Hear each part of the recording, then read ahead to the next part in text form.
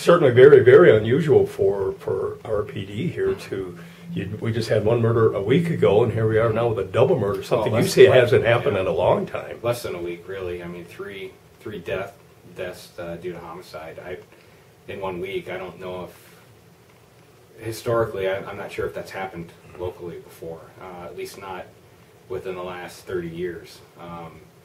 You know, we've obviously had. It's been a rough week for our investigators and. Long hours, I should say, but you know, that's part of the job and part of the duty. And you know, our resolution is always to put together the best possible case and investigation that we can, and that's what's, in my view and my vantage point, has been done so far. Mm-hmm. We're finding out that two of your officers had actually been to this building. Less than, about 30 minutes before the stabbing was reported? About 45 minutes prior, there had been a harassment complaint involving at least two of the involved parties, the suspect and one of the victims.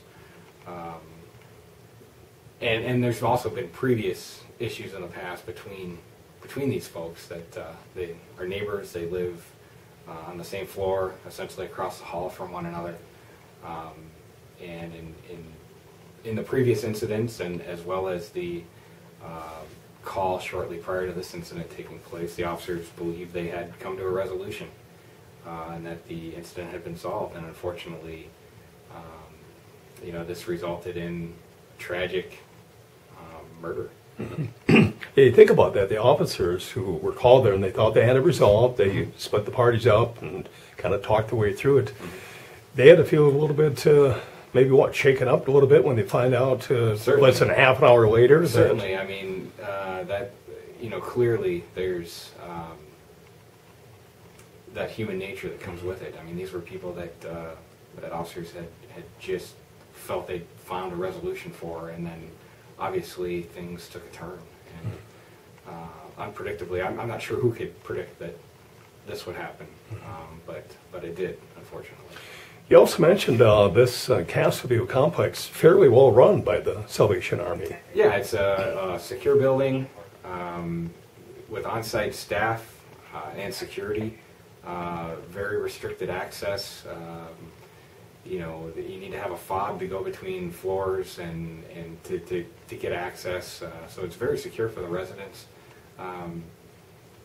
You know, and although we have a number of police calls there, it's to be expected. I mean, the type of, these are people that kind of, for the most part, are in need of services. Obviously, it's the Salvation Army that's providing housing.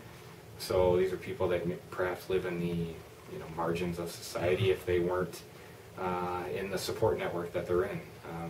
And those support networks obviously include social services, Salvation Army as a charity, and people that usually need those type of services also need law enforcement services. So it's no surprise that we frequently respond to that address. However, we've never had an incident like this that's taken place there. Very few incidents of violence.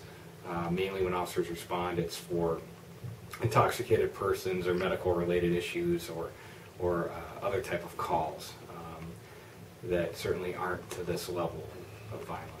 What about the suspect? Any track record of violence for him? We have very little in our system. I don't know if he is originally from Minnesota. I know he does have a Arizona identification, so I don't know. We haven't.